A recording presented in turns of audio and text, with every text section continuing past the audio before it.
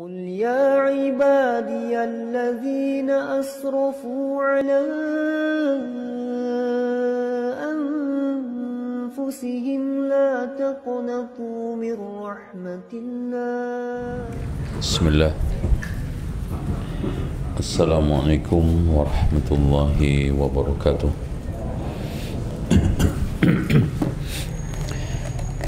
إن الحمد لله نحمده ونستعينه ونستغفره ونستهديه ونعوذ بالله من شرور أنفسنا وسيئات أعمالنا. من يهده الله فلا مضل له ومن يضلل فلا هادي له. أشهد أن لا إله إلا الله وحده لا شريك له وأن محمدا عبده ورسوله. اللهم صل وسلم على محمد وعلى آل محمد كما صليت على إبراهيم وعلى آل إبراهيم إنك حميد مجيد. Suara bisa ditangkap? Sudah? Ya. Tuh. Ibu-ibunya sudah dengar? Ya. Tuh.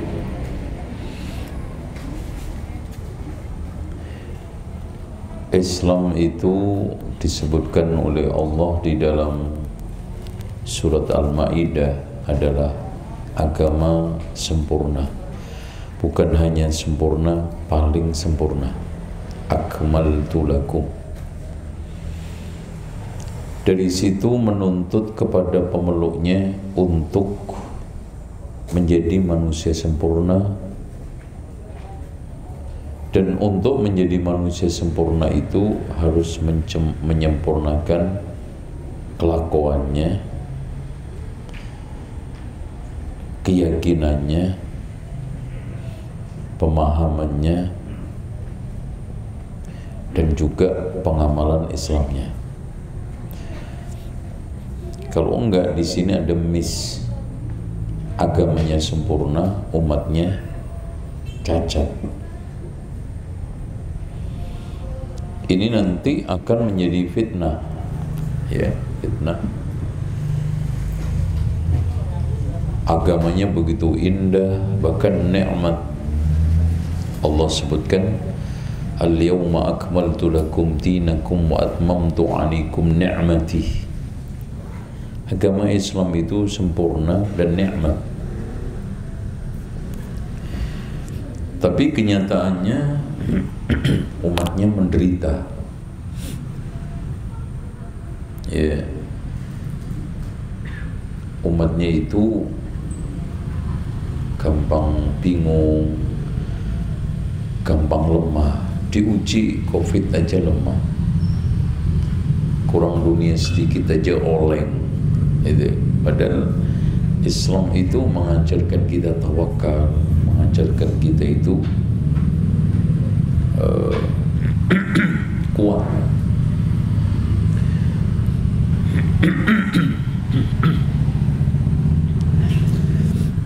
Nah, kesempurnaan manusia itu tergantung pada satu titik. Cintanya dia kepada kebenaran, bencinya dia kepada kebatilan. Tuh. Artinya orang itu makin mencintai kebenaran, makin membenci kebatilan, makin sempurna.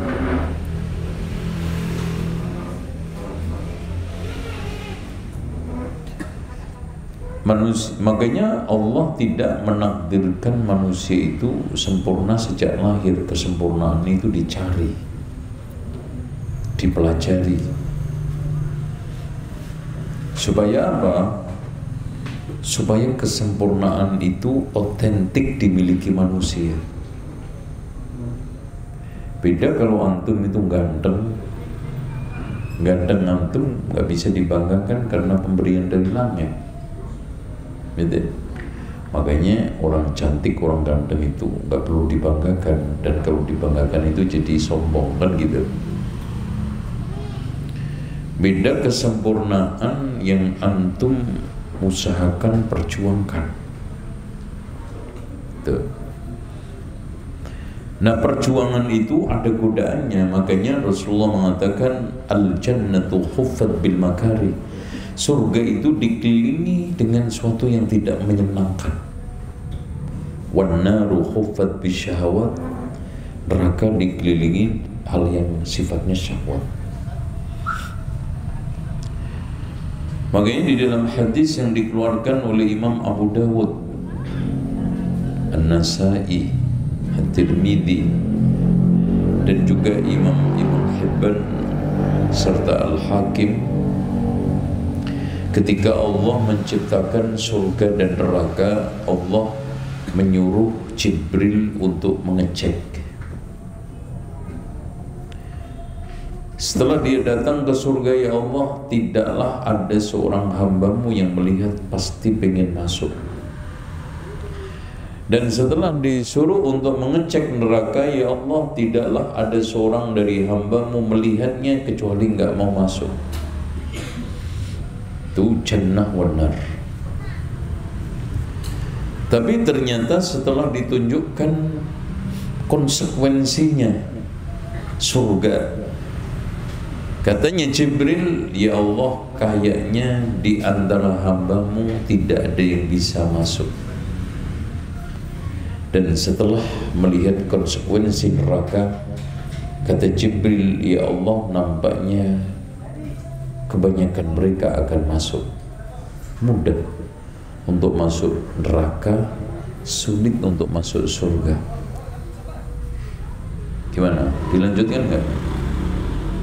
Mas, dilanjutkan nggak? Sanggup? Gimana?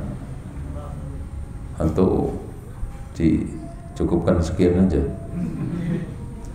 Antum sukanya ngaji yang lucu-lucuan atau yang pakai nyanyi-nyanyian, selawatan? Karena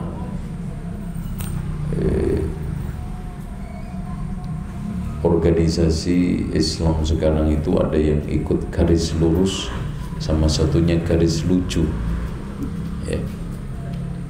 Ya, ada yang garisnya itu garis lucu aja, pokoknya ngaji yang lucu itu disenangi siapa aja.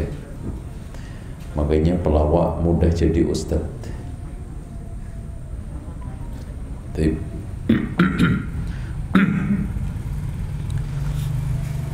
Bismillah.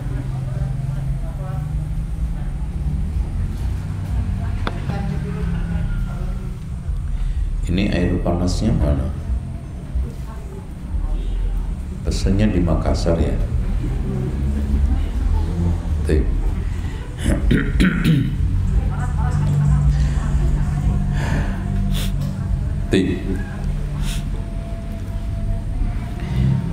Dari situlah ikhwan, ketika orang itu mulai bicara hijrah, ini udah mulai masuk nih. Ketika orang itu sudah mulai membuka pintu hijrah, itu yang ada adalah kesulitan, kepahitan. Jadi jangan menganggap hijrah itu hashtag yang ditempel di kaos-kaos atau disimbolkan dengan simbol tertentu, atau hanya sekedar membacakan satu kalimat poetis menirukan ceramah orasinya ustadz setengah artis. Tidak. Allah memberikan satu realitas hijrah di dalam surat Al-Baqarah ayat 214. Antum buka. Bawa Quran enggak? Untuk bikin aplikasi HP yang dikaruniakan Allah ini, untuk bikin biar antum bisa bawa Quran kemana saja. Kalau HP hanya digunakan untuk urusan duniawi, kecenderungannya nanti arahnya jadi setan. Makanya HP ini sering saya juluki setan kepeng. ya. Kadang-kadang chatting, random sampai seharian penuh, nggak ada manfaat. Buka Al-Quran, tafsir, hadis, ya. Jadi manfaat. Allah berfirman, Am hasibtum an tadkhulul jannah ولما يأتيكم مثل الذين خلوا من قبلكم مستهم البأساء والضراء وزلزلوا حتى يقول الرسول والذين آمنوا معه متى نصر الله ألا إن نصر الله قريب. Ini apa mas? Air hangat. Panas atau apa? Bismillah. Duh, kurang panas ya. Untuk cari panas banget ya, biar nyampe jam 12. Panas sekali, panas sekali Ustaz ya. Panas sekali aja, biar hilang. Saya terjemahkan bersama tafsir yang diusung oleh para ulama. Am hasibtum. Kalimat hasiba itu dari kalimat hisab, yaitu menghitung-hitung. Makanya kalau mau masuk surga itu jangan perhitungan. Kalau ngaji seperti ini, surganya kayak apa mas? Itu berjuang itu Allah, nggak hitung-hitung waktu, nggak hitung-hitung tenaga, nggak hitung-hitung materi. Allah, Islam itu dibutuhkan semua. Am hasibtum an tadkhulul jannah. Apakah kamu menduga, menghitung-hitung kamu masuk surga begitu saja? Walamma ya'tikum mathalul ladzina khalaw min qablikum. Belum ada fakta sebagai contoh buat kita, ukuran buat kita, umat-umat dahulu yang sudah mencontohkan garis perjuangan untuk masuk surga. Nggak mudah. Antum melihat Khabbab ibnul Irs itu dipanggang punggungnya sampai dagingnya mengelupas.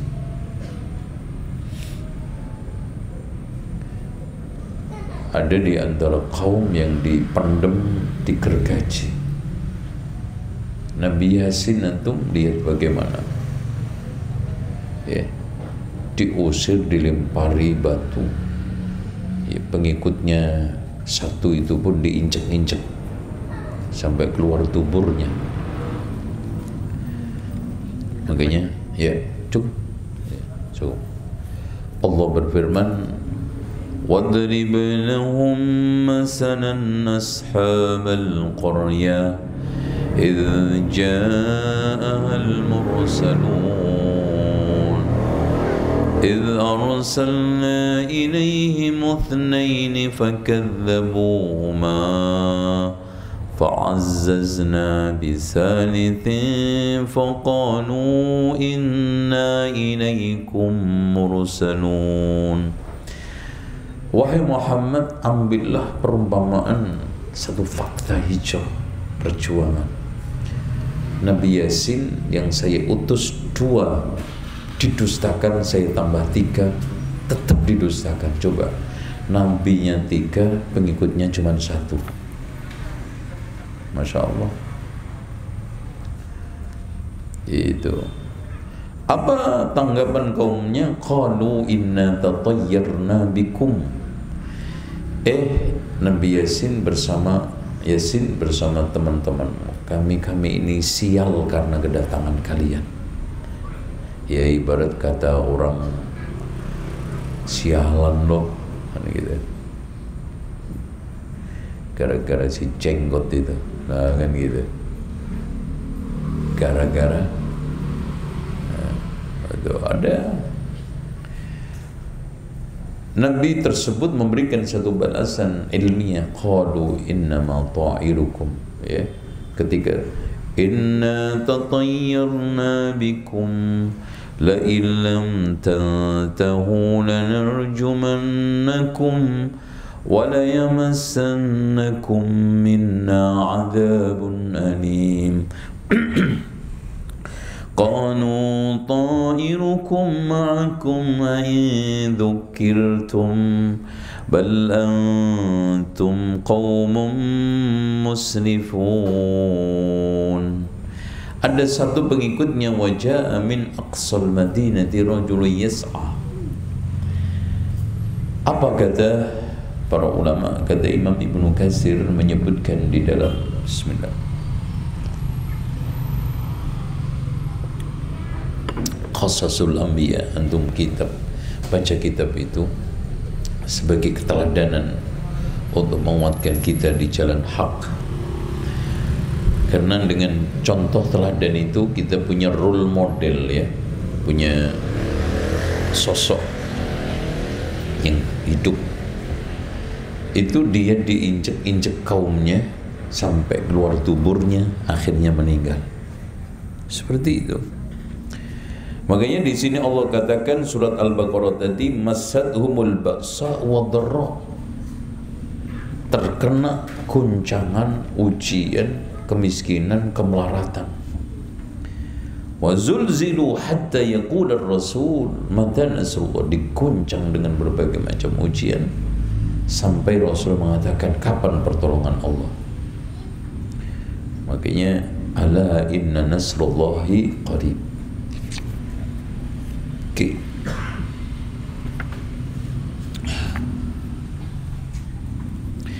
Hadirin sekalian, kenapa meniti kebenaran itu susah? Ini pertanyaan. Ini lahir dari surat Al-Anbiya ayat 35. Wa nabluukum bisyarri wal khairi fitnah. Nah, ini gitu. Aku uji kalian dengan keburukan dan kebaikan sebagai fitnah, ujian. Kenapa berat? Karena orang teguh tegar meninggikan kebenaran itu banyak ujiannya. Pun begitu juga yang kedua, orang menentang kebatilan itu juga banyak musuhnya. Jadi disinilah terjadi gejolak. Jadi menegakkan kebenaran itu banyak rintangannya, melawan kebatilan itu banyak musuhnya.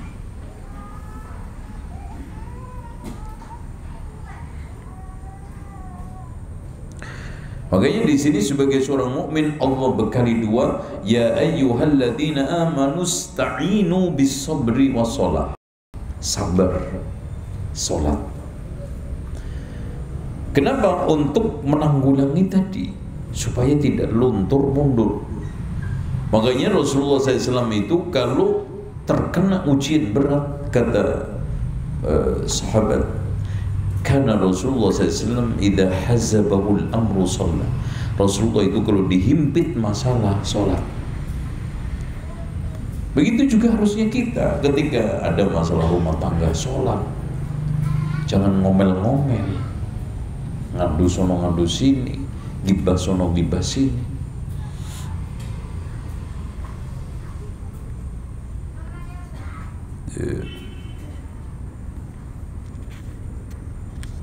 Jadi sebetulnya manusia secara fitrah itu senang kepada kebaikan dan kebenaran. Secara fitrah manusia itu benci kepada kebatilan, kesesatan dan keburukan. Cuman tadi faktor duniawi, faktor tekanan lingkungan.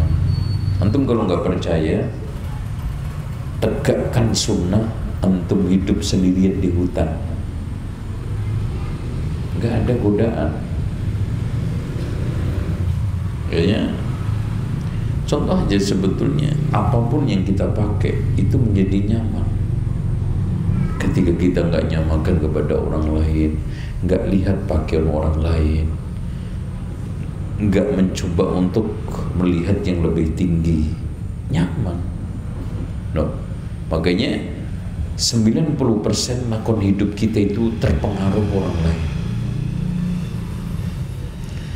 Makanya Islam itu menyarankan jangan suka melihat yang di tangan orang lain, dunia lihat di bawah. Hadis Rasulullah kan gitu. Dan jangan suka pujian.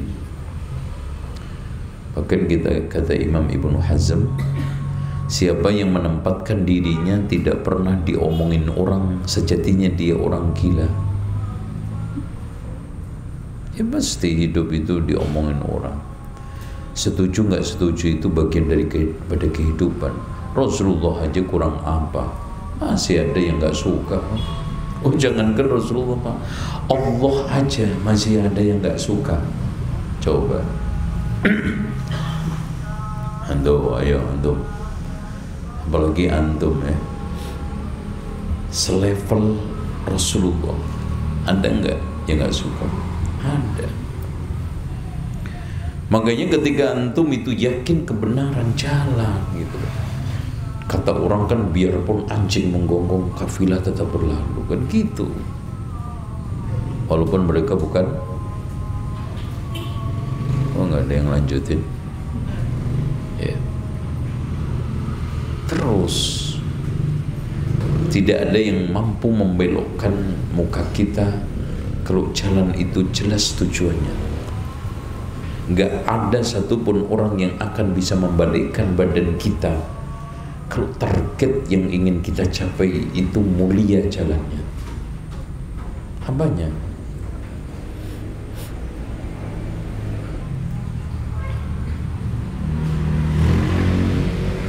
Oh ya, jangan ragu-ragu. Kalau antum sudah yakin sunnah ini jalan hidup, makanya kata Imam Mujahid, saya tidak tahu kenikmatan yang lebih besar yang diberikan Allah kepada saya selain Islam dan dijauhkan dari hawa nafsu bid'ah. Itu jelas. Nah, kenapa antum ragu-ragu, maju mundur, kayak nggak yakin banget? Bismillah. Gitu loh. Yeah. Digoda sedikit aja oleng gitu ya. Yeah. Makanya saya sering katakan kita sekarang ini beragama itu gampang masuk angin. Diomongin dikit sama temannya, mas begini oleng kan gitu. Dikatain Wahabi mutlak aja oleng, Wahabi tengi oleng. Kajian antum radikal banget sih mas, oleng. Mbak jilbab gede-gede banget mbak, oleng. Antum melihara jenggot begitu emang bisa bergaul, oleng. Ya Allah, jadi kenapa kita membangun akidah ini kayak sarang laba-laba? Inna awhanal buyuti la baitul ankabut. Rumah makhluk yang paling apa itu rapuh itu adalah sarang laba-laba. Antum membangun keyakinan mabda di atas satu hal yang ringkih, gampang oleng, rapuh, apa yang antum banggakan? Kalau kita yakin ihdinas siratal mustaqim yang kita minta tiap hari, jalan lurus tidak lain adalah jalan Al-Quran dan Sunnah menurut pemahaman salaful ummah. Kenapa kita sekarang ini oleng, gampang masuk angin?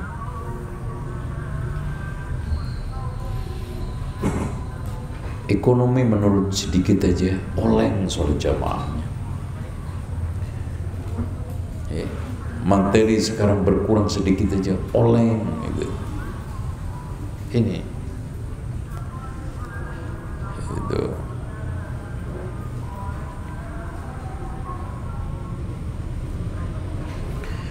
Inilah yang dikatakan oleh Allah di dalam surat Al-Fajr, fa'ammal insanu idza mabtalahu rabbuhu fa'akramahu wa na'amahu fayaqulu rabbi akraman.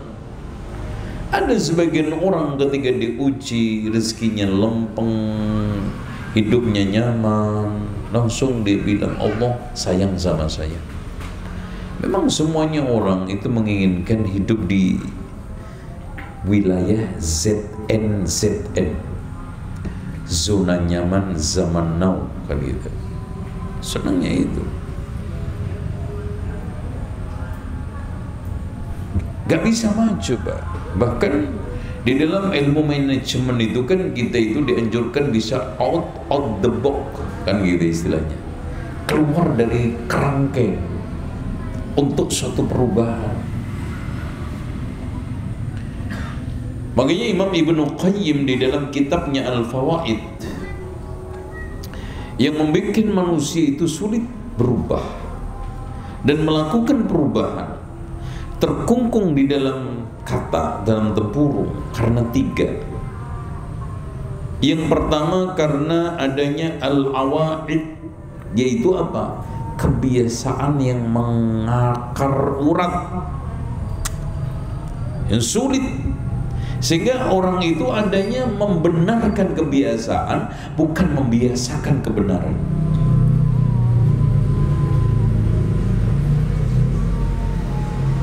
Contoh kecil aja, suruh untuk meninggalkan rokok aja susah. Bukan merokok itu kebenaran, tapi dia sudah lama membenarkan kebiasaan itu. Bukan sekarang pacaran itu benar. Masyarakat di sekitar kita itu sudah membenarkan kebiasaan itu.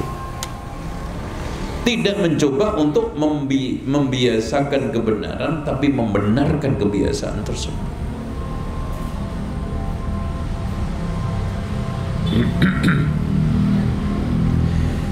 Nah, inilah potret manusia yang disebutkan oleh Allah dalam surat Al-Hajj ayat 11.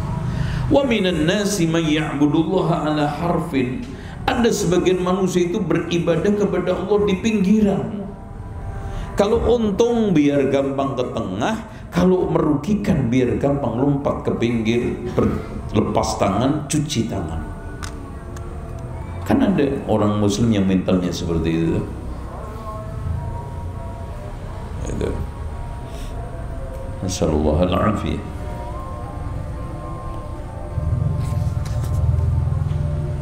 Oke, sudah itu ya. Nah, yang kedua katanya Imam Ibnu Qayyim yang membuat kendala hijrah kalau kita melakukan hijrah perubahan tadi, setelah al-awaid, adanya kebiasaan yang mengakar urat dalam kehidupannya sehingga sulit untuk berubah, mendarah daging. Yang keduanya adalah al-awaid, adanya kendala. Awaik itu semacam kendala, sandungan, itu penghambat. Dan penghambatnya itu 3 kata Imam Ibnu Qayyim, syirik, yang keduanya bid'ah, yang ketiganya maksiat. Dan untuk memecah gunung itu, kata beliau, tidak lain kecuali dengan cara syirik kita pecahkan dengan tajridut tauhid, memurnikan tauhid. Bid'ah kita pecahkan dengan tahqiqus sunnah, mewujudkan sunnah dalam kehidupan kita. Maksiat dengan taubat. Gak ada lagi. Itu penghambat utama orang berhijrah. Jadi ada yang pertama awaid tadi, kebiasaan. Sebetulnya Pak, hijrah itu nggak berat. Tadi ada awaid, adanya kebiasaan-kebiasaan yang mengakar urat, kemudian adanya hambatan-hambatan yang dipertahankan. Nah, yang ketiga al-alaik, ketergantungan terhadap kemungkaran. Nah, ini nanti kita tunggu adzan dulu biar kita lanjutkan nanti. Kenapa orang itu sudah tahu kebenaran, tahu kesesatan tapi tidak mau meninggalkan? Nah, nanti sebetulnya penghambatnya apa?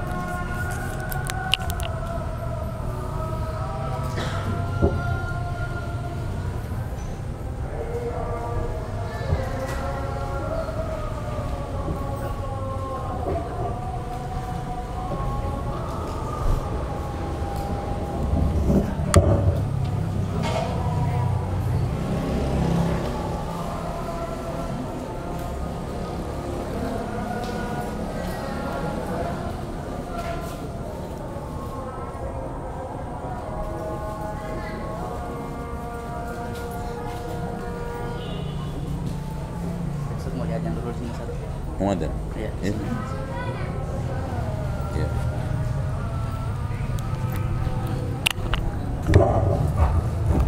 Telepon satu.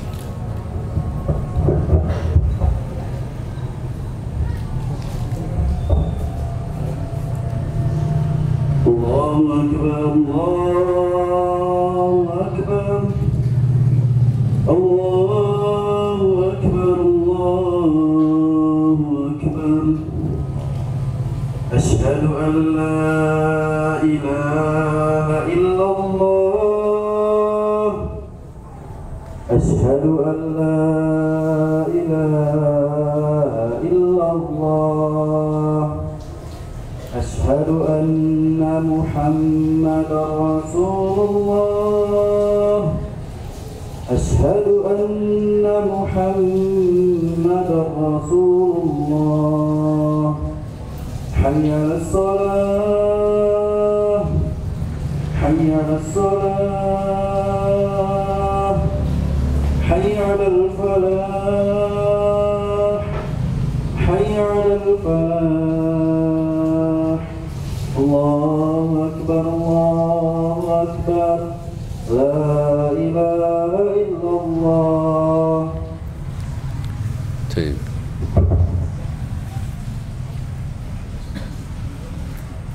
Tes.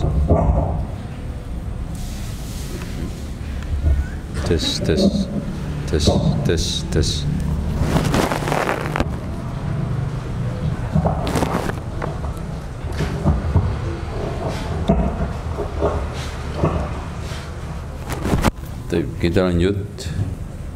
Ya, dilanjut ya. Oke. Nah, hadirin sekalian, agama itu unsurnya cuma 3. Ya, saya ulangi lagi. Agama itu sebetulnya unsurnya cuma 3. Yang pertama, menahan dari larangan. Kedua, mengamalkan perintah.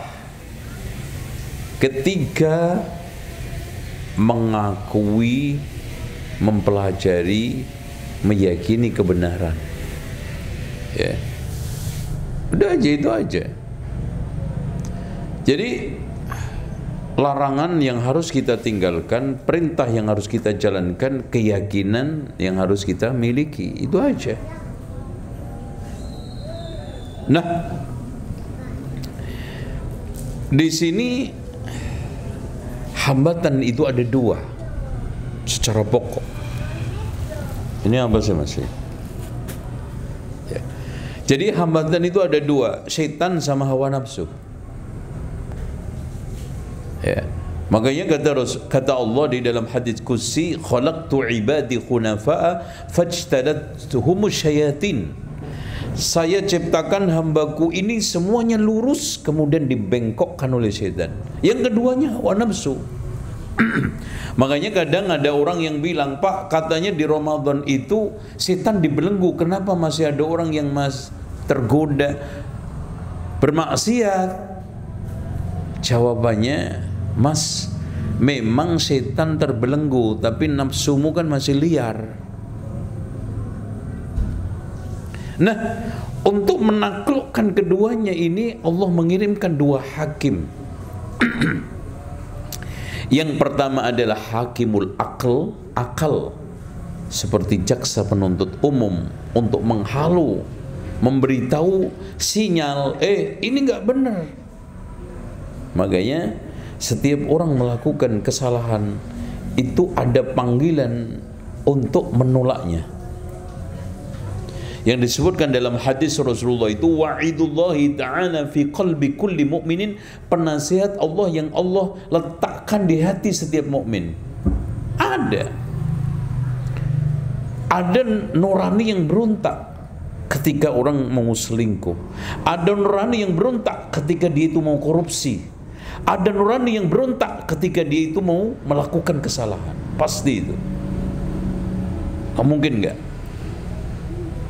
Cuma kadang-kadang setan yang meninabobokan hawa nafsu yang selalu membesarkan. Makanya kenapa Imam Ibnu Qayyim mengatakan pasukan iblis yang paling berbahaya itu menunda-nunda, mengikuti hawa nafsu, tul amal wa taswib, panjang angan-angan dan suka menunda-nunda. Karena itu makanan empuk. Makanya Allah menyarankan kepada kita, wala tuti man aghfalna qalbahu an dzikrina wattaba'a hawahu wa kana amru furuta. Jangan kamu mentaati orang yang saya lalaikan hatinya mengikuti hawa nafsu, urusannya pasti berantakan. Maka kata Imam Ibnu Qayyim di dalam kitabnya Kitabun Arsalahu ila ba'di ikhwanihi, satu kitab yang digunakan untuk nasihatin salah satu temannya, dikirimkan untuk temannya, beliau mengatakan asas pokok kehancuran manusia itu karena dua, menyia-nyiakan waktu sama mengikuti hawa nafsu. Menyia-nyiakan hati, menyia-nyiakan hati sama menyia-nyiakan waktu. Menyia-nyiakan hati membuahkan sifat lalai. Menyia-nyiakan waktu akan cenderung menjurus kepada ngikuti hawa nafsu, dan dua-duanya hancur. Ya, saya kasih contoh gini aja. Antum sekarang dari pagi nongkrong, main karambol, ambil ngopi sampai jam 11, habis itu mandi, habis itu main catur, asar mancing, terus saja antum lakukan selama 1 bulan. Coba antum lihat hasilnya. Menyia-nyiakan waktu. Makanya waktu ini kata Imam Asy-Syafi'i, setelah saya bergaul dengan orang sufi itu tidak mengambil faedah kecuali 2. Waktu itu seperti pedang, kalau tidak saya gunakan untuk menebas, saya yang ditebas. Dan orang itu hanya bisa sibuk dengan salah satu di antara 2. Kalau nggak sibuk dengan kebaikan, pasti sibuk dengan keburukan. Nggak mungkin tengah-tengah. Makanya biasakan sibukkan kebaikan. Waktu gunakan untuk yang positif. Makanya ulama-ulama dulu kalau diajak ngobrol ngalor ngidul, hentikan matahari dulu. Gimana umur saya tambah, waktu saya habis, amal saya nggak bertambah. Kita enggak, kayak umur punya cadangan. Ngobrol ini, pada aneh, apal Quran enggak, apal hadis enggak, pusing juga kalau Imam Syafi'i mikir orang begini. Imam Syafi'i aja yang hafal Al-Quran, hafal hadis ratusan ribu, enggak pernah mancing. Coba, antum kalau ketemu Imam Syafi'i nanti di surga, apa enggak malu? Tuh, itu ya.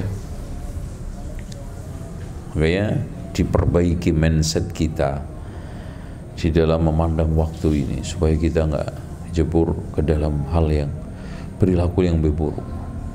Nyanyiakan waktu mengikuti hawa nafsu, menyanyiakan hati akan membuahkan sikap sifat lalai. Makanya di situ wa kana amruhum furuta, hancur. Nah, sekarang kita hakim yang kedua adalah hakim syariat. Jadi kalau akal itu hanya seperti jaksa penuntut umum. Nah, syariat itu seperti hakim menjabarkan aturan. Makanya dari sekalian, orang semata-mata hanya dengan akal tidak bisa menemukan kebenaran yang sejati. Makanya di situlah Mu'tazilah, orang-orang rasionalisme yang dalam bahasa sekarang saintifis, orang yang penuhan sains itu menemukan kesesatan. Itu karena semata-mata hanya akal orang itu tidak akan bisa mendapatkan kebenaran. Ya, makanya para ulama mengatakan akal di depan wahyu itu seperti mata dengan cahaya. Mata ini sesehat apapun tidak akan bisa melihat apa-apa kalau nggak ada cahaya. Otak ini sehebat apapun tidak akan bisa mencerna apa-apa, terutama perkara gaib. Kalau empirik, kalau soal-soal teknologi, dan orang kadang nggak bisa membedakan antara sains dengan teknologi, antara knowledge dengan teknologi. Kalau teknologi itu oke, empirik, suatu yang bisa dilihat. Sains, ilmu pengetahuan itu ada yang metafisika kalau menurut istilah mereka. Ada sesuatu yang tidak bisa dijangkau oleh nalar, tidak bisa diwujudkan dengan penelitian, penalaran. Contoh saja sekarang saya tanya sama antum, kalau bisa menjawab, anak kasih uang 5 juta, itu anak siapin 5 juta, nanti minta ke Pak Dokter, tolong sebutkan pintu surga itu terbuat dari kayu apa. Nah, udah. Dan tanyakan ke profesor yang sampai botaknya sampai nggak bakat, karena ini tidak bisa dibuktikan secara empirik, hanya dibuktikan dengan dalil wahyu kemudian diimani. Contoh aja, secara logika harusnya banyakkan pintu neraka daripada pintu surga, tapi kenyataan nas, pintu surga lebih banyak daripada pintu neraka. Pintu neraka ada berapa? Laha sab'atu abwabin. Neraka itu punya 7 pintu, tapi surga 8 pintu. Nah, gitu. Oke. Sekarang kita sampai pada satu titik, sudah cukup ya. Kenapa orang itu sudah tahu itu kebenaran tapi tetap aja nolak? Dan itu banyak sekarang, merek-merek manusia seperti itu sekarang. Ya, udah banyak tahu sholat jamaah ke masjid itu bagus, tahu semua orang muslim, tapi giliran diajak ke masjid, mas ngeles, sholat jamaah kan fardu kifayah, kayak gitu. Apa itu Pak fardu kifayah?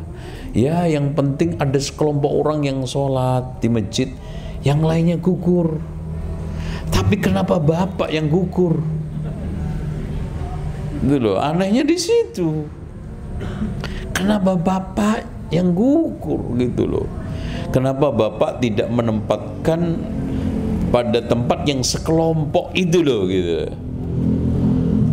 Makanya hadirin sekalian, orang Islam sekarang ini membuat masjid megah-megah itu seperti bikin keranda mayit. Setelah selesai rebutan nggak mau masuk. Ya kalau bikin keranda mayit sama masuk akal lah, masuk dia sendiri yang pertama kali pakai kan nggak enak ya. Ntar dulu aja deh Pak, Bapak aja yang duluan. Ini nggak apa-apa keranda mayit. Ini enggak masjid. Sehingga masya Allah masjid begitu megah besar, ya, rata-rata masjid agung itu sholat kadang-kadang satu baris, ramainya cuma tip, ya, orangnya nggak ada. Itu jamaah masjid Istiqlal itu Pak, kalau dilihat dari pintu belakang itu kalau nggak pakai mikroskop nggak kena, karena nggak wujud gede jamaahnya di depan, harus pakai keker. Oh ada ya Mas ya. Oh iya ada itu. Allahu Akbar. Oke. Nah, hadirin sekalian, jawabannya kenapa orang sudah tahu banyak kebenaran. Wallahi ya ikhwan, semua orang sudah tahu bahwa Allah itu di atas langit. Dari mana? Tanyakan kepada semua ustadz berbagai macam latar belakang. Rasulullah ketika Isra Mi'raj itu ketemu Allah di mana? Hah? Di Pulau Raja Ampat? Enggak toh? Di langit. Udah itu aja, nggak usah jauh-jauh. Jadi antum nggak usah bertele-tele menganalisa. Bahkan masya Allah, ustadz yang mengatakan Allah di mana-mana, ketika ceramah secara fitri, naluri, refleks, kita itu yang menjamin rezeki adalah Allah. Loh, nunjuknya ke atas, bukan Allah, gitu kan gitu. Apalagi Allah, gitu. Karena Allah di mana-mana kan gitu. Itu nggak ada satupun. Wallahi ya ikhwan, cek aja. Kenapa kita harus takut hidup? Yang menanggung rezeki kita itu Allah, gitu kan gitu. Karena di mana-mana. Nggak mungkin. Tapi kenapa dia tidak nerima? Masih kekeh juga dia bilang Allah di mana-mana. Nah, ini faktornya kita pelajari. Ya. Inilah kendala hijrah yang paling berat. Itu apa? Faktornya 4. Kita sampaikan satu persatu, insya Allah sampai jam 12. Bismillah.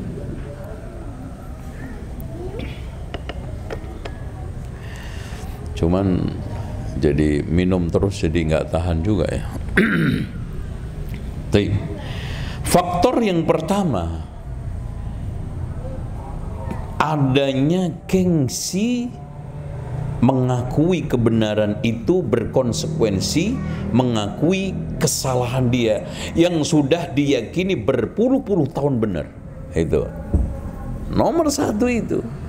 Nah, lebih parah lagi, konsekuensi pengakuan kepada kebenaran itu mengakui kesalahan tokohnya. Nah, ini lebih berat lagi.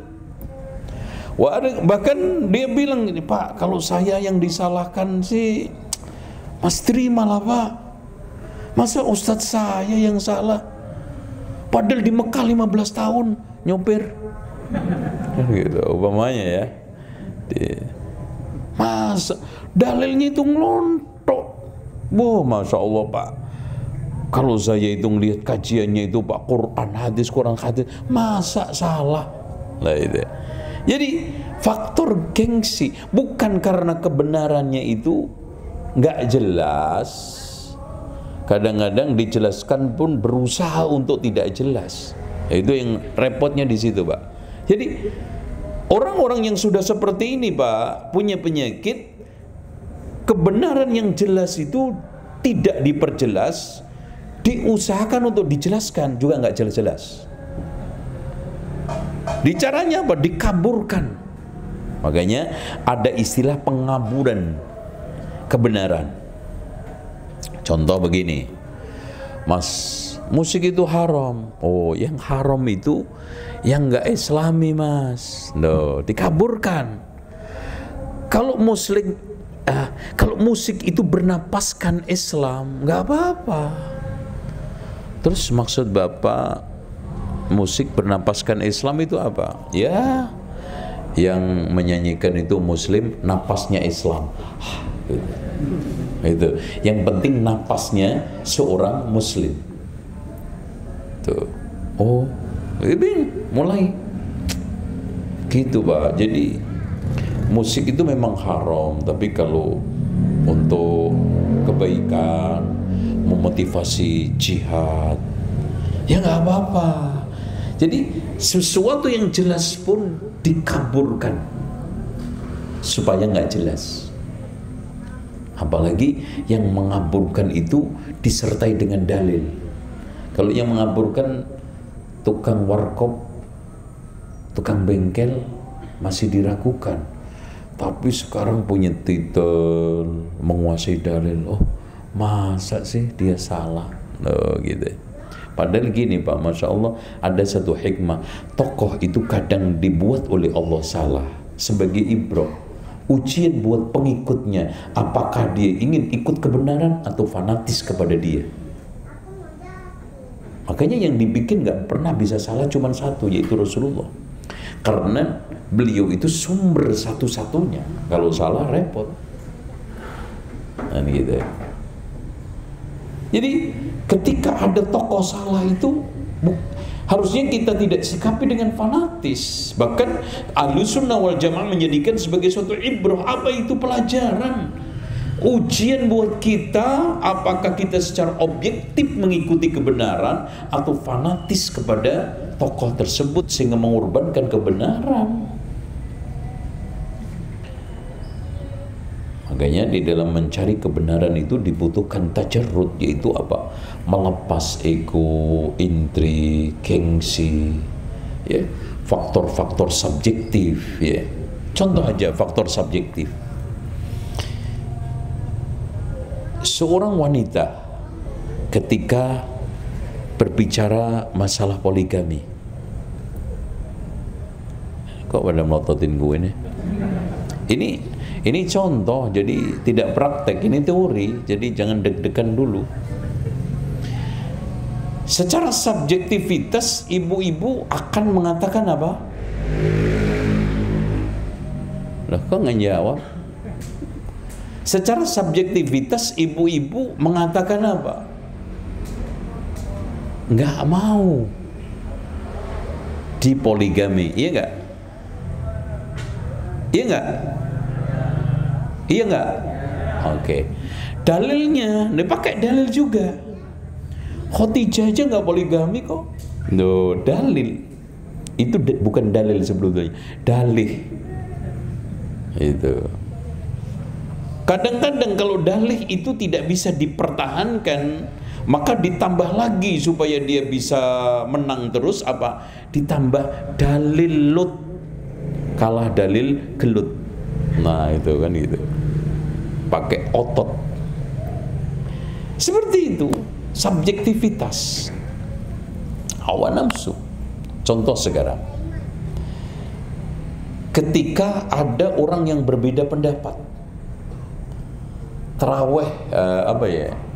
Yang paling enak contohnya yang real ya. Berbeda pendapat. Ini aja. Membaca surat Al-Fatihah di belakang makmum itu wajib enggak bagi makmum? Makmum wajib enggak membaca Fatihah? Oke.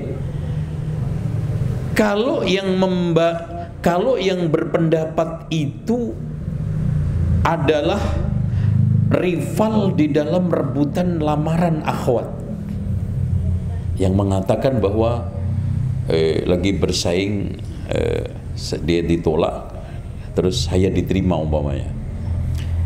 Nah, saya yang melamar akhwat ini diterima, kemudian berpendapat wajib bagi makmum membaca Al-Fatihah di belakang imamnya. Pasti dengan serta-merta ditolak oleh rival saya tadi, yang melamar akhwat ditolak, saya diterima. Iya enggak? Bukan karena pendapat saya salah, karena ngeselin saya ditolak, dia diterima. Duh, gitu. Paham nggak yang gue omongin ini? Kayaknya nggak nyambung deh. Nah, kasih contoh lagi yang nyambung ya, gimana ya? Ini nih penting nih.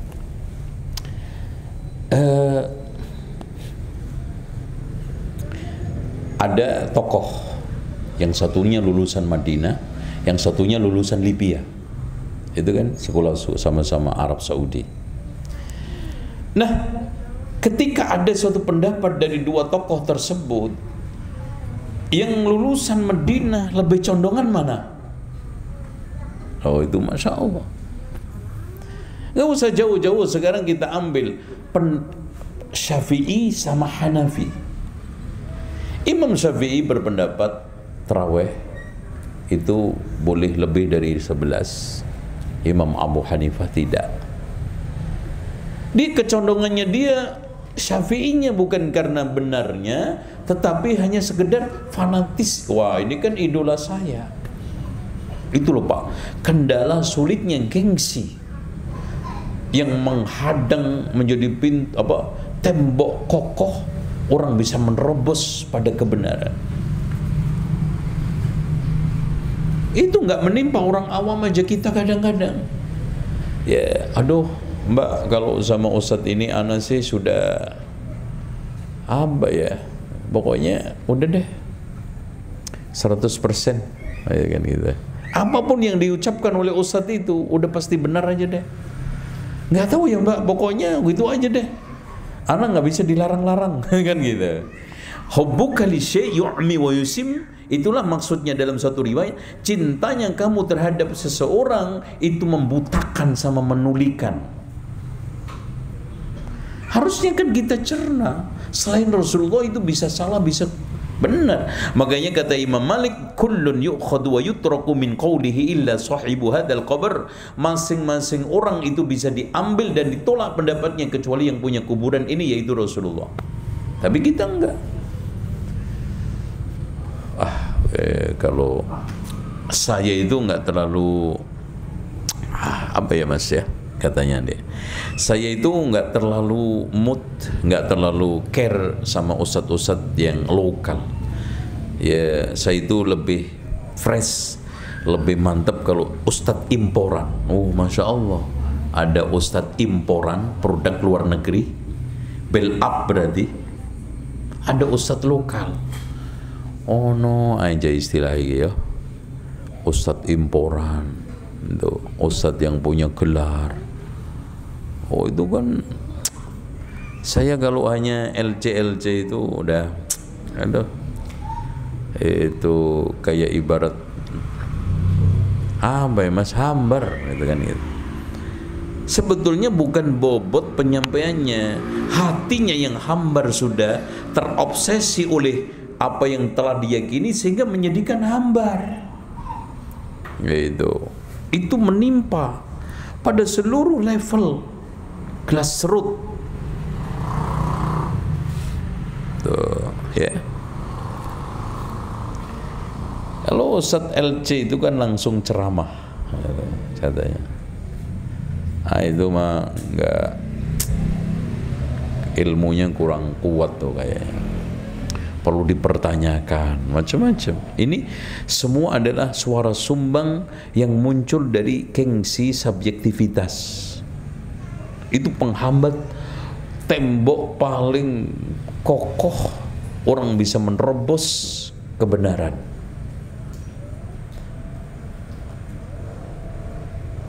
Makanya kenalilah, ikutilah orang karena dia benar, jangan mengikuti kebenaran karena orang. Kenalilah kebenaran, kamu akan kenal siapa yang benar. Begitu harusnya. Ikutilah orang karena dia benar, jangan mengikuti kebenaran karena orang. Kenalilah kebenaran, kamu akan kenal siapa yang benar. Pelajari. Belum apa-apa siapa yang paling benar setempat ini. Ya repot antum, standarnya apa? Belum punya alat ukur kok. Coba antum punya alat ukur yaitu ilmu. Oh ini yang benar, ini salah, ini nggak sesuai dengan dalil ini nih, ayat ini sekian, ini nggak sesuai dengan hadis ini. Itu karena antum punya tolok ukur gitu loh Mas. Yang kayaknya ngaji yang rajin, kadang-kadang belum apa-apa udah yang dikaji tahdir aja. Kapan antum bisa dapat ilmu? Tahdir-tahdiran terus, si anak, si pula. Coba bayangkan, anak baru kemarin ngajinya ilmu baru cedak, yang dinilai ustadz-ustadz, syekh-syekh. Anak kadang-kadang nggak masuk akal, ini orang nalarnya kemana? Syekh-syekh besar yang sudah masuk ilmunya melimpah, melanglang buana di atas berbagai macam kitab-kitab para ulama dibaca, dinilai anak yang baru kemarin.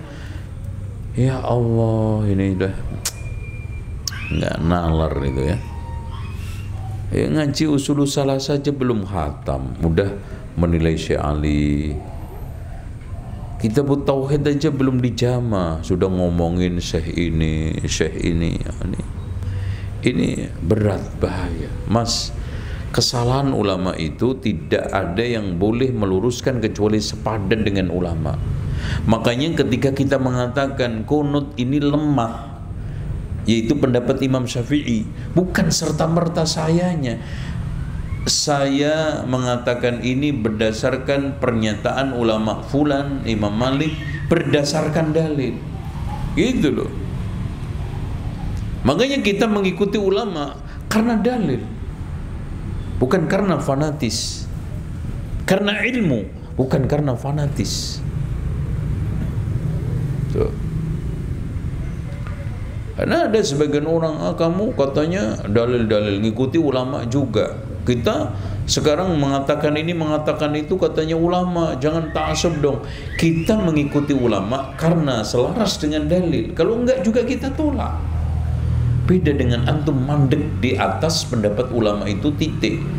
Bahkan kadang-kadang pendapat ulama dibatalkan dengan pendapat ulama itu. Nggak bisa.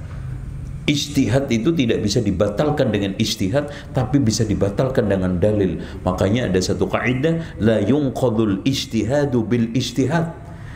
Ijtihad tidak bisa dibatalkan dengan ijtihad pula. Karena ulama sama-sama manusia, bisa benar bisa salah. Yang bisa membatalkan adalah qala Allah qala Rasul. Oke, itu satu, cukup. Yang kedua, yang menjadi penghalang orang untuk bisa menerima kebenaran yang sudah jelas, faktor yang keduanya, dan dari 4 tadi, adalah adanya keterkaitan kebatilannya, kesesatannya itu dengan ekonomi, posisi, dan jabatan dunia. Tuh. Ini, jadi hadirin sekalian, sekarang ini dia bukan nggak ngerti kalau Maulid Nabi itu bid'ah, karena semata-mata dia sudah membuat ringtone laris salawat Nabi, ya kan gitu. Kan repot kalau dia punya ringtone, atau sulit menyalahkan tahlilan kalau dia punya usaha catering menyaplai selamatan. Repot nggak? Repot. Sulit antum akan mengatakan musik itu haram. Antum saja production house, itu bikin kaset-kaset, bikin rekaman musik, ya repot. Bukan masalahnya antum sekarang nggak yakin itu dilarang, karena tadi itu ada cantolannya ekonomi, kedudukan, jabatan duniawi. Makanya Pak, wa makhtalafa alladhina utul kitaba min ba'di ma ja'ahumul ilmu illa baghyan bainahum, kata Allah, tidaklah ahlul kitab itu berselisih setelah datangnya ilmu, melainkan karena baghyun. Baghyan itu apa? Hubbud dunya, cinta dunia, hasad di antara tokohnya, dan cinta popularitas. Cinta popularitas nggak mudah menghantarkan diri kita ke sana. Ya, makanya kita juga ijroh itu tersandung dengan berbagai macam kepentingan ekonomi. Makanya Pak Abu Bakar itu sudah Masya Allah, makanya kita sanggup dan dinobatkan menjadi manusia paling terbaik, khairun nas, karena sudah teruji semua. Coba bayangin Pak, konsekuensi hijrahnya Abu Bakar, Umar, Utsman, apalagi Abdurrahman, itu melepas jaringan bisnis yang dia bangun berpuluh-puluh tahun. Kekayaan, tanah, rumah ditinggalkan. Coba, ada nggak yang sampai pada tingkatan itu? Jadi plong. Bahkan Masya Allah, ketika Abu Bakar diajak oleh Rasulullah untuk mendampingi hijrah, langsung tanpa nengok kanan kiri, tanpa mengucap kelagepan, kalau kata orang Jawa itu ya masih maju mundur, as-suhbah ya Rasulullah, siap untuk mendampingi ya Rasulullah. Itu bahasa kita, as-suhbah. Sampai nangis saking senangnya. Makanya Aisyah mengatakan, aku belum pernah ngelihat orang nangis karena senang baru hari ini. Apakah Abu Bakar mau diajak jalan-jalan ke mall oleh Rasulullah? Apakah Abu Bakar akan diajak pelesiran, wisata yang menyenangkan? Enggak. Resikonya mati karena sudah dikeluarkan sayembara. Siapa saja yang bisa menangkap mati atau hidup Muhammad dapat sekian ekor unta. Kenapa? Tadi itu tuh ya. Nah, nggak tahan kadang-kadang, sehingga apa Pak? Hijrah itu dijadikan permainan, apalagi hijrahnya artis. Kurang dikit supply mundur lagi, nanti rame maju lagi, repot ya. Harusnya konstan ya, biarpun anjing menggonggong kafilah tetap berlalu. Makanya setahun jilbaban, besok lagi telanjang lagi tuh artis. Hari ini umroh, besok lagi sudah murtad kadang sebagian mereka. Karena itu tadi, tidak yakin pada jalan. Dianggapnya hijrah itu sebagai sebuah solusi yang pasti menyenangkan secara duniawi. Kalau hijrah yang dicari duniawi, nggak bisa. Bahkan kita akan malah mengalami kerugian dahsyat di dalam sisi duniawinya demi akhirat kita. Begitu. Yang nomor 3 sekarang. 3 yang menjadi penghambat orang itu menolak kebenaran untuk mengakui kesesatan dia. Itu nomor 3 adalah sombong. Sombong itu al-kibru batarul haq wa ghamdun nas. Ya, menolak kebenaran, meremehkan orang, itu sombong. Ya, kesombongan itu muncul dengan berbagai macam perilaku, sikap, ucapan. Ya, yang nampak kayak tawadhu. Contoh orang sombong. Ya, kalau saya, ini untuk saya ya Mas ya, kalau nggak ngerti bahasa Arab mendingan diem lah, no, kan? Itu kan bahasanya mantep, santu, itu. Maknanya apa? Dia menolak kebenaran karena yang bawa kebenaran nggak bisa bahasa Arab. Ngomongnya penuh dengan kesantunan dan ketawaduan. Mas, kalau saya, ya malulah, belum bisa bahasa Arab, nggak pernah ngaji, nggak pernah menyantren, terus ngomong masalah agama aneh-aneh gitu, gimana sih? Tuh, satu. Kadang-kadang lebih santun lagi, kadang nampak itu suatu ketawaduan. Ya biarkanlah orang-orang yang menghujat saya. Dia lagi cari makan kok, Masya Allah, lagi cari makan katanya, supaya tenar. Itu ada lagi yang ngomong, abang nggak malu, wong titel aja nggak punya, gelar nggak punya, masa ngeritik profesor? Oh Masya Allah, sombong dengan gelar titelnya, loh kan gitu, Masya Allah. Loh, ghibah aja kadang-kadang pakai doa kok ibu-ibu itu kan, ibu mbak tolonglah mbak, kita itu mohon berdoa kepada Allah supaya dihindarkan tidak punya penyakit hati, sombong, angkuh kayak si Anu itu. Nah mulai itu masuk, aduh mbak itu orang, ya Allah, auzubillah, lu Masya Allah, amin, udah diamini berkali-kali, jurusannya ghibah kan gitu. Ada yang model-modelnya itu seperti itu. Apalagi di ibu-ibu ghibah itu Masya Allah ya, unik ya. Ibu-ibu kalau ghibah itu pertama Masya Allah pakai majelis khusus, jadi kayak tabligh akbar, kemudian tematik. Jadi ada temanya yang sudah terseleksi dan pesertanya pun disensor. Ini jangan ini, harus ini, karena untuk mencari pasangan yang klop. Itu. Jadi nanti habis itu ada kesimpulannya. Itu. Subhanallah, diringkas kayak kajian. Nah, kembali lagi,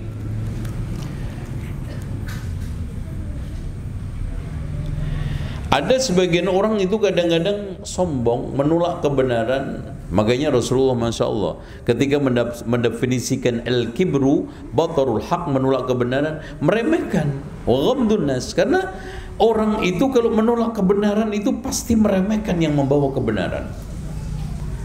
Ya, dilemahkan, dicacatkan, dijatuhkan dulu yang membawa kebenaran, akan jatuh kebenaran itu dengan sendirinya. Tuh. Dia siapa sih? Sok-sokan banget. Nah, kan gitu. Dijatuhkan dulu, baru dengan sendirinya kebenaran yang dibawa itu rontok, minimal sudah ada mosi tidak percaya terhadap kebenaran yang dia bawa. Makanya Pak, di situ rahasianya kenapa orang Syiah itu mengkafirkan sahabat. Karena diremehkan dulu, direndahkan, dijatuhkan sahabat itu, sehingga seluruh kebenaran yang dia bawa dari Rasulullah itu jatuh. Minimal umat itu ragu. Oh, itu yang terjadi. Nasallallahu al-afiyah.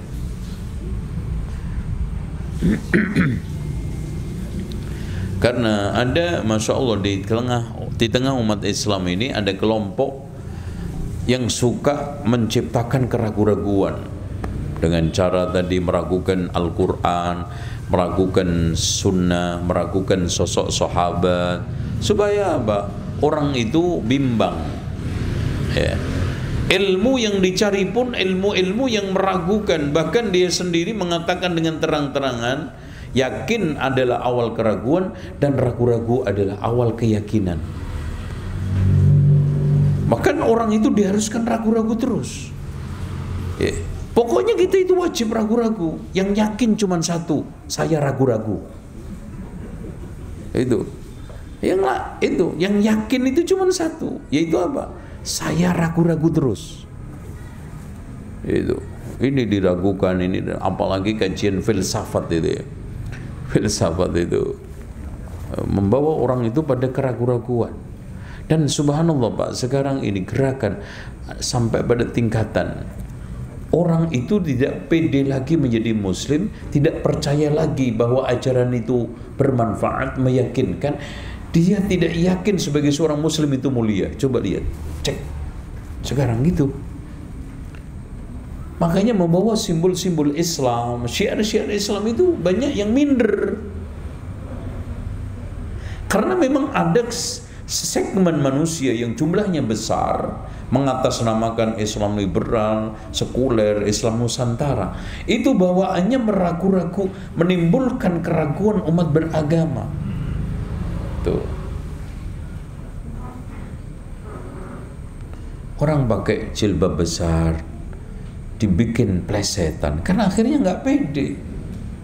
Oh, Batman mau kemana tuh? Melihara jenggot juga, aduh kambing tua, kapan dikurban katanya. Jadi seluruh aktivitas, bahkan kalau tidak ada itu semuanya, masih ada juga, wah itu radikal. Dan kalimat radikal itu ditujukan kepada orang yang serius beragama. Islam moderat, rahmatan lil alamin, orang yang tidak setia kepada agama. Itu kan repot, Pak. Itu makanya ada orang yang jenggotan panjang dikit aja celingak-celinguk kalau ketemu orang. Celana cingkrang celingak-celinguk. Kenapa? Dipoyoin, diplesetin, batuk, belang, jenggot panjang, katok cingkrang, hati-hati. Itu temannya M. Rozi, teroris. Itu. Ya, sekarang teroris rada adem karena diteror sama corona, ya kan gitu. Habis ya. Jadi kembali lagi kesombongan. Seseorang di dalam mengakui kebenaran akan membuahkan meremehkan siapapun yang membawa kebenaran, dan itu penyakit orang itu mengakui kebaikan, kebenaran, hak untuk sampai kepada keyakinannya. Nah, yang terakhir, karena udah jam 8, saya lihat gitu sampai jam 20 kan gitu, yaitu hasad. Jadi hadirin sekalian, sebagian orang itu tidak mau mengakui kebenaran karena yang membawa kebenaran itu ada sikap hasad. Hasad itu muncul karena satu, persaingan, dua, ujub, tiga, karena ada kelebihan yang dia unggulkan di orang yang dihasuti.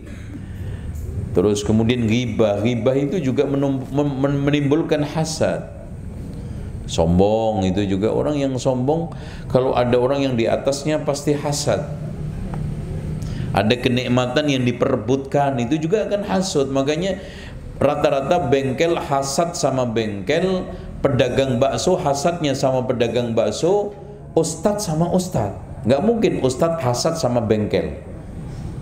Ngapain? Malah kerjasama, karena untuk nyuci mobil ini gitu.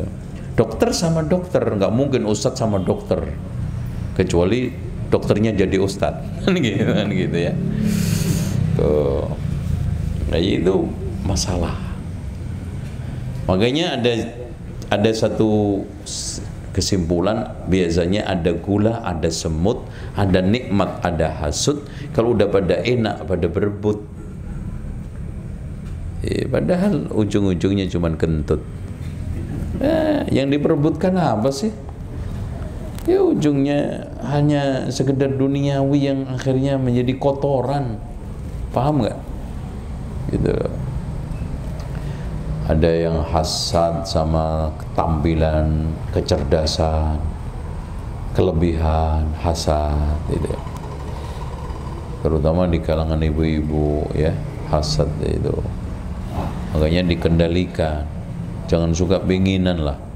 Pokoknya gini, apa yang di tangan orang lain itu bukan rezeki kita. Apa yang di tangan saya itulah kenikmatan yang paling baik dikaruniakan Allah. Dunia lihat ke bawah, jangan ke atas. Agama lihat ke atas, jangan ke bawah. Mendingan gue sholat maghrib, yang lainnya kagak benar, nggak pernah sholat ke masjid. Ana lumayan mas, maghrib tok. Itu. Jadi maghrib aja itu udah lumayan. Karena ngelihat masih banyak orang yang nggak sholat, kan repot. Tuh, mending mas saya puasa Ramadan di awalnya tok, tengah sama belakang. Yang lainnya aja nggak puasa sama sekali tuh. Nah itu. Saya kira itu ini yang dilakukan orang Yahudi juga kan gitu. Dia menolak Nabi Muhammad karena hasadan min indi anfusihim. Hasad. Kok dia yang jadi Nabi orang Arab, bukan nenek moyang kita, dari turunan Ishak tapi Ismail enggak kan gitu. Nggak bisa kan gitu.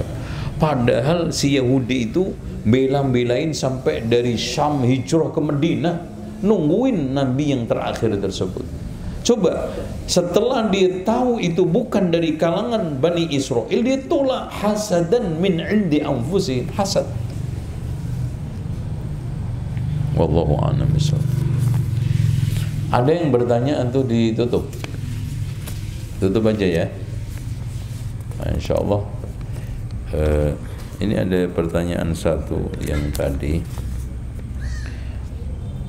Sebelum saya buka tanya jawab, intinya saya ingin simpulkan begini, bahwa hijrah itu realitas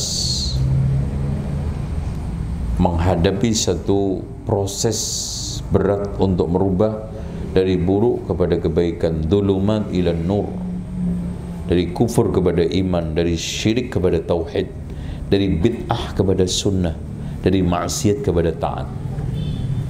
Nah, itu dibutuhkan berbagai macam perangkat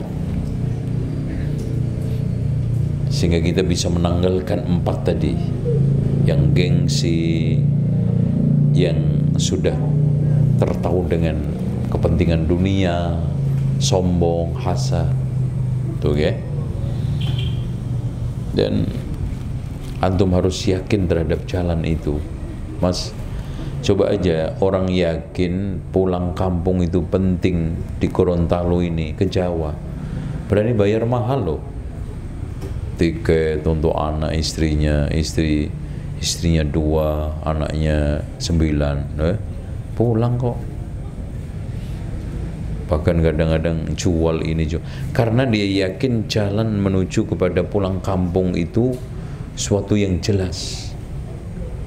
Kalau jalan antum kepada surga Al-Quran dan Sunnah ala fahmi salaf, ya harusnya nggak ada keraguan, yakin. Sekarang pertanyaan pertama, Ustadz, bagaimana menyikapi suami yang udah ngaji tapi masih sering mencaci maki, memukul istri? Ya kasihkan aja ke orang lain istrinya. Itu gini Mas, melihat kondisi seperti ini, ada sebagian akhwat takut menikah dengan ikhwan. Ya terus menikah sama siapa? Akhwat, repot juga ya. Kayak gini, aduh jadi lama juga nih. Antum nanti aja pas hari Ahad ya, antum dijawab sekarang. Oke, saya jawab sesingkat-singkatnya dalam waktu sedekat-dekatnya. Oke gini Mas, rumah tangga itu rumah ada tangganya. Jadi rumah tangga itu susunan kosakata di dalam bahasa Indonesia yang mencerminkan kenyataan. Rumah tangga. Ketika kita itu menaiki tangga kehidupan, itu pasti ada tujuannya. Setelah itu ya visi misi tujuan, lalu kita wujudkan lewat planning macam-macam itu kan. Kalau antum bikin rumah makan aja pada planning, organizing, controlling ya, terus evaluating kan gitu kalau di manajemen. Masa rumah tangga antum liar begitu? Itulah Mas. Makanya sebelum menikah semuanya harus bisa menjawab pertanyaan, kenapa aku menikah? Itu dulu. Terus landasan apa yang saya gunakan pijakan untuk menikah? Tuh, 2 ini dulu dijawab. Kalau belum bisa jawab, jangan kawin dulu. Makanya salafun soleh dulu itu konsultasi ke ulama. Makanya pernah ada seorang yang datang kepada Al-Hasanul Basri, wahai imam, saya punya anak perempuan, dengan siapa saya nikahkan? Apa kata Al-Hasan Basri? Nikahkan dengan laki-laki yang bertakwa. No, landasannya takwa. Karena kalau mencintai dia akan memuliakan, dan kalau membenci tidak mendolimi. Itu kunci. Dan ini macam laki-laki yang nggak bertakwa, mungkin ngaji lama tapi kurang penyerapan. Karena inti daripada pengajian itu daya serapnya, bukan sekarang ini daya tampungnya. Kalau antum sekarang nampung air di suatu tempat tapi nggak ngeresep, ya nggak faedah, ngendon aja di situ, daya serap. Contoh antum nyiramin tanaman tapi daya serapnya nggak ada, air nggak manfaat, nggak menumbuhkan tumbuhan. Makanya Rasulullah mengumpamakan ilmu kayak hujan, ada yang jatuh ke tanah subur, ada yang cadas, ada yang kayaan. Kayaan itu apa? Batu keras yang gelondor aja, sering kena air itu tapi gelondor batunya ketika jatuh truk langsung muncrat tuh. Makanya di sini pemahaman Tuh. Terus keduanya gini, Mas. Antum ketika sudah bisa menjawab kenapa aku menikah, itu terserah mau antum jawabannya 3, 4, 5. Pokoknya antum jawab yang benar dulu. Karena itu jawabannya sudah diberikan oleh Al-Quran dan Sunnah kan. Satu, untuk menjaga kemaluan. 2, untuk menjaga kehormatan. 3, untuk melestarikan keturunan. 4, untuk mencetak generasi yang mujahid. 5, untuk membagi tugas kehidupan. Yang laki bagian luar, yang istri bagian dalam. Ini aja antum nggak mungkin aneh-aneh rumah tangga. Jadi terus fokus pada tujuan. Terus jadi antum kalau berbisnis kan gitu. Ketika antum sudah punya planning, organizing, acting, terus evaluating, fokus pada tujuan itu. Terus pijakannya apa? Antum ketika bisnis supaya sukses, karena ada pijakannya. Rumah tangga juga ada pijakannya. Dakwah sama enggak, ini bukan hanya nikah aja, dakwah juga. Kenapa aku berdakwah? Oh, cari ketenaran, salah. Oh, saya cari kekayaan, salah. Oh, saya sekarang daripada nganggur lah, jadi ini jadi itu, nggak bisa, salah. Kenapa saya menjadi pendidik, pengajar? Ya lontang-lantung Pak, karena jadi kerjaan susah. Nanti merusak lembaga pendidikan. Terus pijakannya antum sebagai pengajar apa, guru apa?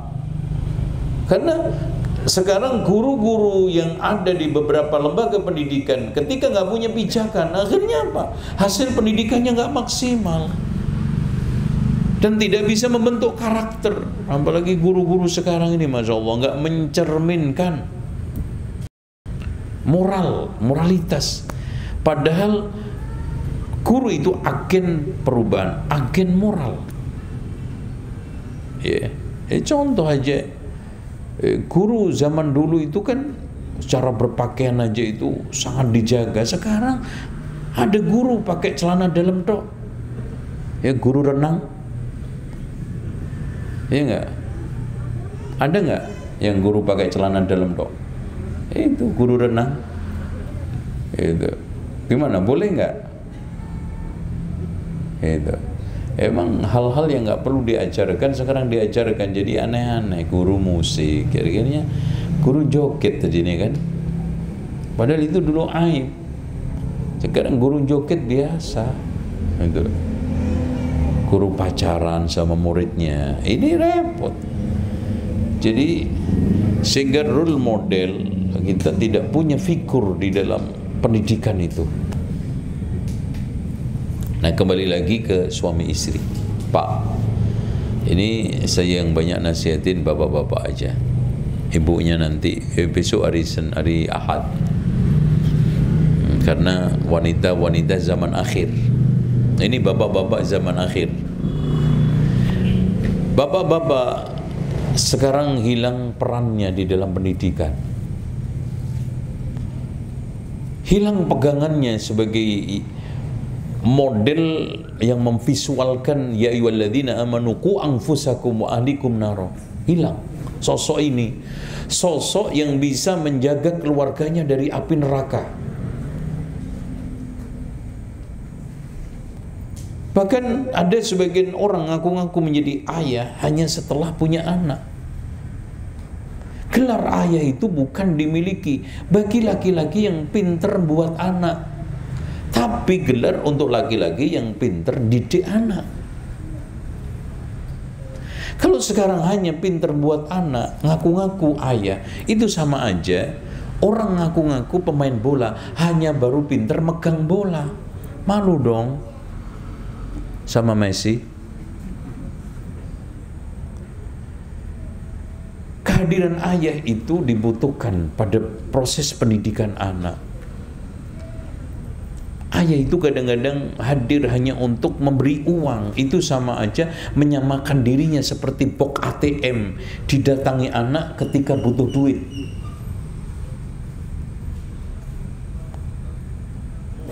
Bahkan hadirin sekalian, urusan anak, pengasuhan anak itu diserahkan semua ke ibu-ibu.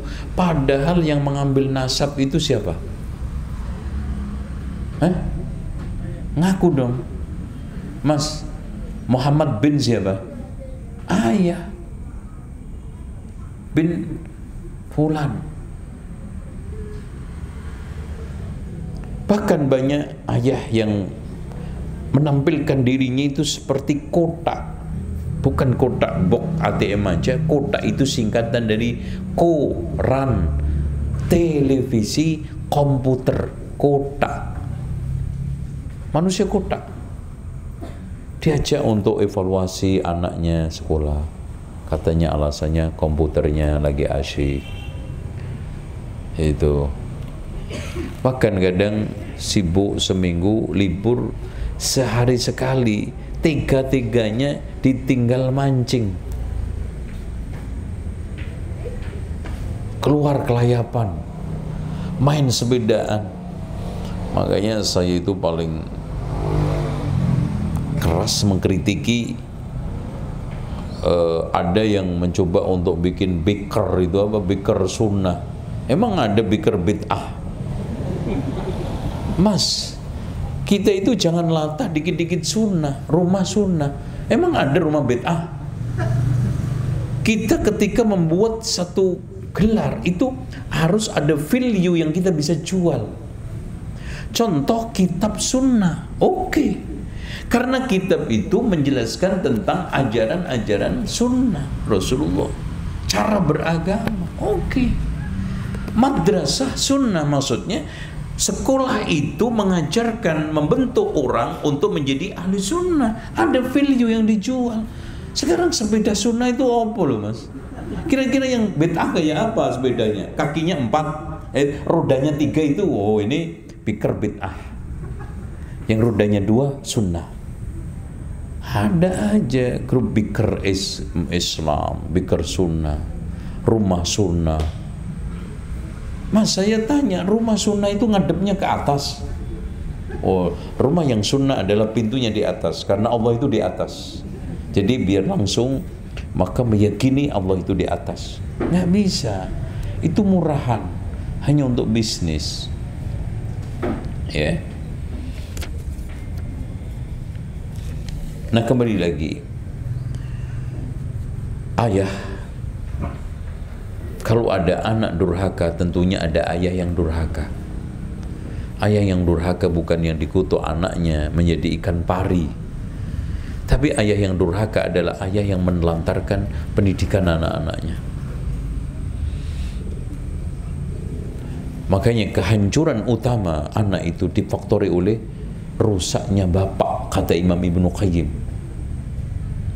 Sekarang pendidikan itu hampir ditangani perempuan. Coba aja lihat guru TK, banyakkan lagi apa perempuan? Guru SD. Ya. Jadi di sini bisa-bisa menjadi ini father lost country, di mana negeri yang kehilangan ayah, peran ayah. Makanya ulama mengatakan anak yatim itu sejatinya bukan yang ditinggal meninggal ayahnya, tapi yang ditelantarkan pendidikan oleh ayahnya. Terus istri itu sosok lemah, Mas. Makanya Masya Allah, kenapa hikmah Nabi itu rata-rata sebelum jadi Nabi mengembala kambing. Disebut dalam hadis Bukhari, Rasulullah mengatakan, ma min nabiyyin bu'is illa wa qatra'al ghanam, tidaklah ada satu nabi pun yang diutus melainkan pernah mengembala kambing. Hikmahnya kenapa leadershipnya Rasulullah dan para nabi itu dilatihkan di kambing, diteskan di kambing. Kenapa? Karena kambing itu di antara sekian makhluk yang paling lemah. Segede-gedenya tanduk kambing, Pak, tidak akan bisa melawan macan yang paling kecil. Artinya di sini seorang pemimpin itu belum dikatakan pemimpin yang sejati kalau belum mampu melindungi yang paling lemah. Makanya Rasulullah SAW bicara masalah kepemimpinan itu mengatakan al-imam dhillullahi fil ardi ya'wi ilaihi kullu madlumin. Imam itu adalah naungan Allah yang diletakkan di bumi untuk menaungi orang-orang yang teraniaya. Nah, istri itu lemah. Makanya Rasulullah mengatakan fattaqullaha fin nisa fa innahunna awanun indakum. Bertakwalah kamu kepada Allah dalam menjagai istri, karena dia itu numpang hidup di sisimu. Numpang hidup. Bahkan masih mending pembantu, Pak. Dianiaya, dizolimi, masih bisa mengadu. Komnas HAM mengadu kepada mungkin perusahaan dulu yang mengiring. Istri mengadu ke ayahnya, takut membongkar rumah tangga, privasi rumah tangganya, nanti takut dimarahi suaminya, takut rumah, macam-macam. Sehingga akhirnya dia itu ngalah,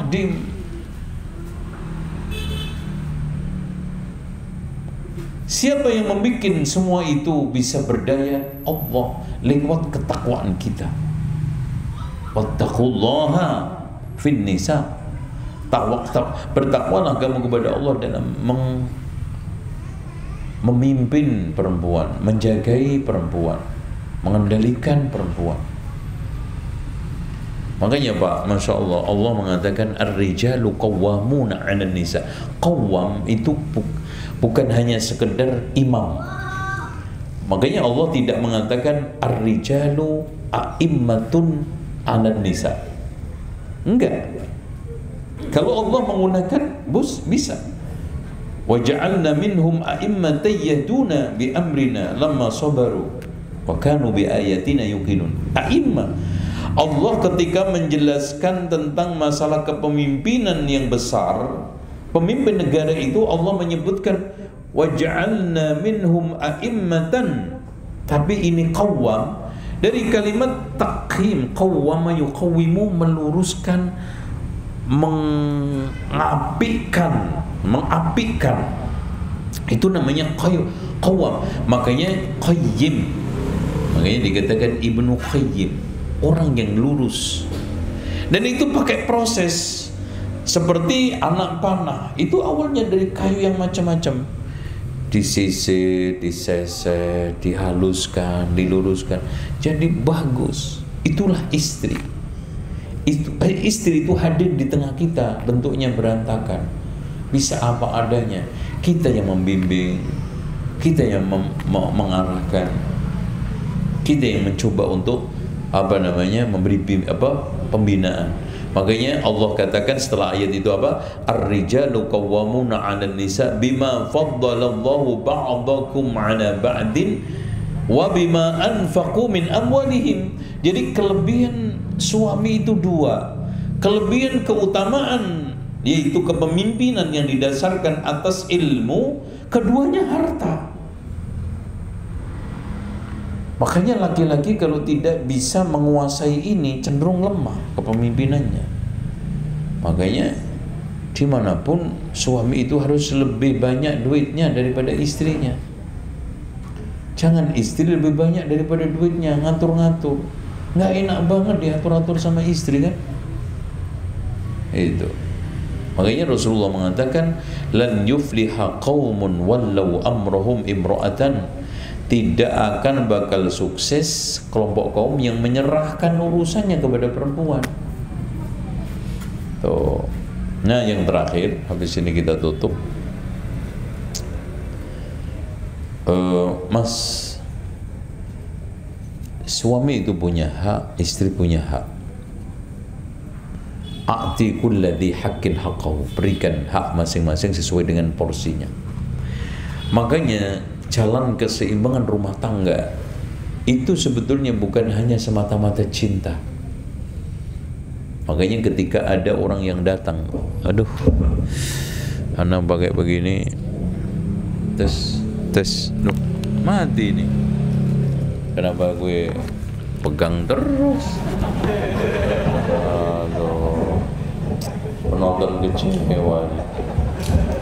Ternyata habis baterainya, Pak. Allahu Akbar. Ini tertipu saya. Tertipu oleh tampilan yang begini nih ya. Tapi ngomong apa gue tadi? Ngomong apa tadi? Hah? Hah? Apa? Apa? Yang kencang gimana? Punya? Ha. Oh iya ini ya benar. Jadi gini, nikah itu tidak selamanya jalan di atas cinta.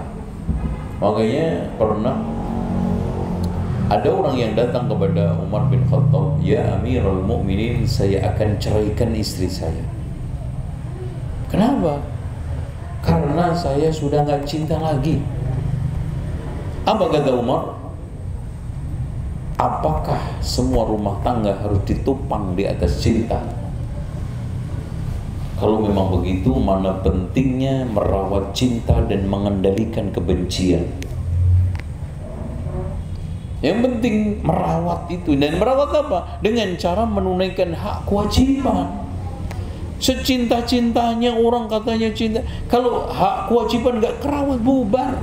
Contoh aja gini aja deh Pak, sejoli yang sedang jatuh hati, sedang dimabuk asmara, kelaparan, masih ada nggak cintanya? Yeah. Asmaranya kalah dengan lapar nggak? Kalah. Seketika itu, makan sih, gitu. Aduh. Ya, di situ pentingnya. Oleh karena itu, hadirin sekalian, jangan mengandalkan cinta. Cinta itu hanya sementara. Harus ada penopangnya, yaitu apa? Hak dan kewajiban. Ada orang menganggap bahwa pernikahan rumah tangga itu akan selamanya seperti Romeo Juliet, bertabur pujian, cinta. Enggak, rumah tangga itu adalah realitas. Kadang ada suka duka, ada cinta benci, ada bosan, ada macam-macam. Ini bagaimana kita bisa memanage. Ya. Contoh aja, setiap rumah tangga akan mengalami kejenuhan, gitu. Tapi bagaimana kita itu bisa memanage kejenuhan? Jalan-jalan, ya, cengkrama, cari suasana baru. Yang penting jangan istri baru. Ya.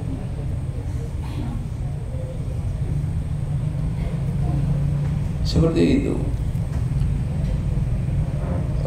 Contoh, ada suami istri yang sudah stagnan, sudah kaku dalam komunikasi. Coba dia pergi ke mall ngadem, ya paling modal es krim satu, ngadem di sana kan nggak dilarang. Atau di suatu tempat coba menulis tulisan ringan untuk suaminya, untuk istrinya, itu cair. Atau mencoba untuk mereview kenangan, nostalgia, itu caranya. Contoh, Masya Allah, menjadi asyik. Ada orang yang dulu menikah masih masih susah naiknya angkot, udah sukses naik angkot lagi itu. Tuh Masya Allah, apalagi ketika naik angkot dulu pernah dicopet, diulangi copet lagi. Itu ada nostalgia. Atau kita bikin kertas 2 atau 3 lembar folio, kita tulis apa yang kamu inginkan dari saya, kasih suami. Apa yang kamu inginkan dari saya, kasih istri.